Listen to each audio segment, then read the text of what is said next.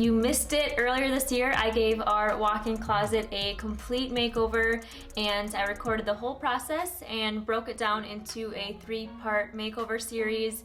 You guys absolutely loved it. In fact, over 2 million of you have watched the 3-part series, which is so exciting, but I have been overwhelmed with questions, a lot of the same questions, so I thought I would make another closet video just answering the common questions I've been getting and just to update you guys on how we are enjoying the closet after a few months of using it. So I'm just going to jump into the questions. The number one most asked question is, how long did the closet take me? So the whole closet took me about 10 full days to finish. 2 of those days were spent designing and prepping, so just getting all the measurements that I needed for the closet for all my materials, going out and actually getting materials. The other 6 days were spent actually executing the project. My husband was recovering from a really bad broken arm at the time and couldn't help with much, so I did 90% of the project myself in 6 days. But with some help, you can definitely get this done a lot quicker. Next question, how much did the closet cost? So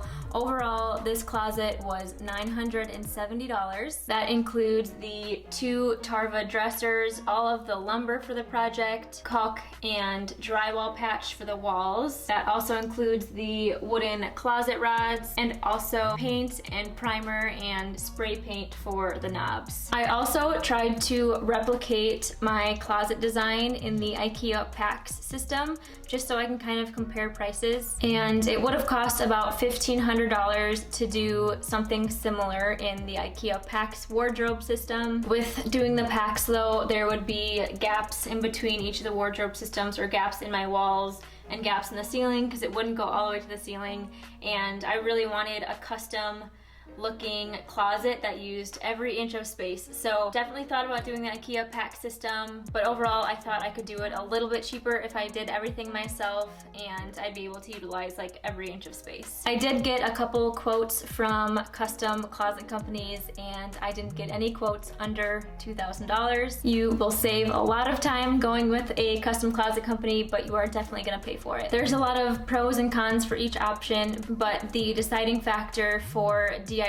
my own closet was the cost. It was the most cost-effective option, and also just being able to utilize every inch of space like I mentioned, and being able to customize it to our exact needs. So DIYing, it was $970. To do this in the IKEA PAX system, it would have been about $1,500, and for a custom closet company, it would have been over $2,000 for sure. Another question, how has the closet held up?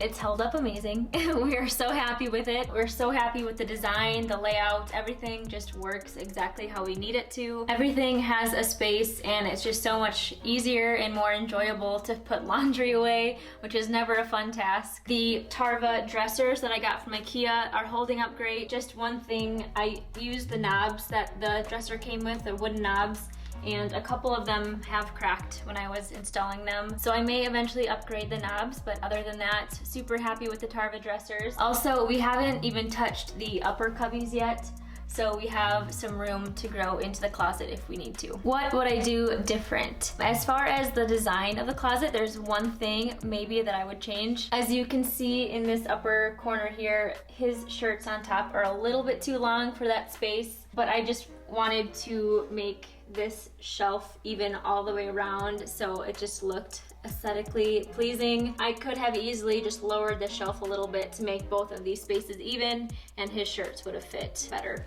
Mine fit just fine because they're shorter, and I do like it how this bottom cubby is a little bit taller so that I could put extra shoes on the bottom underneath my shirts. So that's really the one thing I would do differently with the design of the closet. A few things I would do differently during execution of the project is sanding and painting. So I installed all of the plywood first, and then I went in and sanded everything, which made a huge mess, and it was really hard to get into all of the corners. So I definitely wish I would have sanded everything in my garage, made the mess out there prior to installing all of the plywood. The other thing is painting. It took a long time to prime and paint, and I wish I would have invested in a paint sprayer just to make the process a lot faster and easier for me. Another question, do you need a lot of experience to tackle this project? And my answer is Not necessarily. I'm going to be honest here because I don't want to set you up for failure. If you have zero carpentry experience or knowledge, I don't think I would recommend tackling it by yourself. But if you have the tools and you have the knowledge or the help of someone who does have the knowledge and experience, then 100% I say totally go for it. Where did I get my closet items? So a few of the big things like my hangers, I got those from Costco. My plant and my rug I got from Target.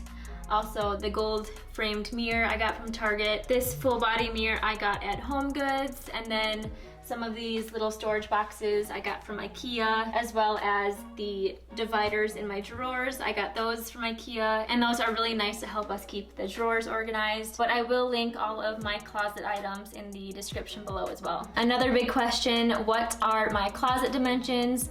I didn't provide a cut list just because everybody's closet is going to be different and you're going to want to design it differently than mine most likely. So I didn't provide a cut list, but I will share a screenshot of my exact closet dimensions, and I will also share this on my blog post as well. The link for that will be in the description below. I did find a website that listed the standard storage dimensions for different items like shoes, folding items, hanging storage, so I'll share a link to that website as well. That really came in handy when I was prepping and designing my closet. I definitely recommend starting your closet design by just sketching it on a piece of paper, laying it out how you want it, whatever way works for you, and then go in and actually take dimensions of your closet. I did design my closet in the SketchUp program, and I recently did a tutorial on how I designed my pantry in SketchUp.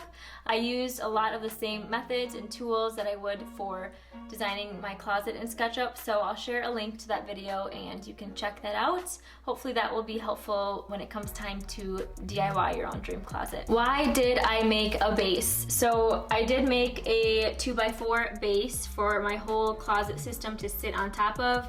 The main reason was so that I had something to attach my vertical supports to. So all of my vertical supports are screwed down into the 2x4 base. And also, I just think it looks a little more high-end if everything is off the ground. And then I was able to finish it with a nice piece of trim to make it look really fancy. So definitely recommend doing some sort of base. Why did I take the carpet out, and do you have to take the carpet out? So I plan to eventually do a nice tile or wood floor in here. So I wanted to take the carpet out, but instead of leaving the plain concrete, I decided to paint it a nice soft gray color. And then I added a nice runner to soften it up a little bit. So you don't need to remove carpeting. If you have carpeting in your closet, you can build your system right over top of your carpet. What did you use for trim? So I bought 1x6 pine boards and I cut them down on my table saw to 1-inch strips. So all of my plywood pieces are 3/4 of an inch and my trim is 1 inch. So I centered my trim with the plywood, and then I just used my brad nailer to secure the trim to all of my front plywood pieces. You could do some sort of edge banding to the face of the plywood, but I wanted to make my shelves look a little bit more thick and bulky, so I added a 1-inch piece of trim. What tools and materials did I use? So I have a blog post for each part of the closet makeover, and I list all of the tools and the materials that I used for each part. So I will link the blog posts for those videos in the description below. Okay, another question. What size screws did you use, and how did you fill pocket holes? So I used 1 1/4 inch pocket screws to secure all of my plywood pieces together, and then to fill all of the pocket holes, I just used wood filler. What is the best lighting for a closet? So I definitely recommend doing some sort of cooler daylight LED light bulb.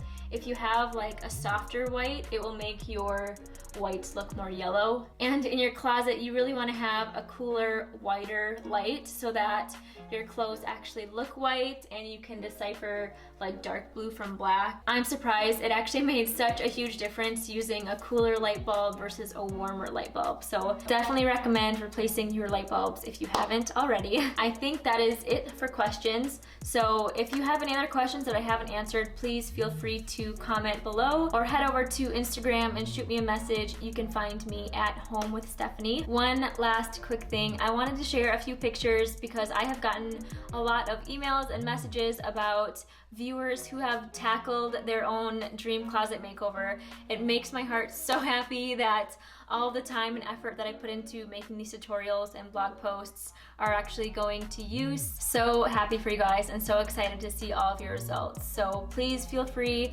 to share with me some pictures or tag me in a post if you complete a project. I love to see your guys' work. Thank you guys so much for watching, and I'll see you in the next project.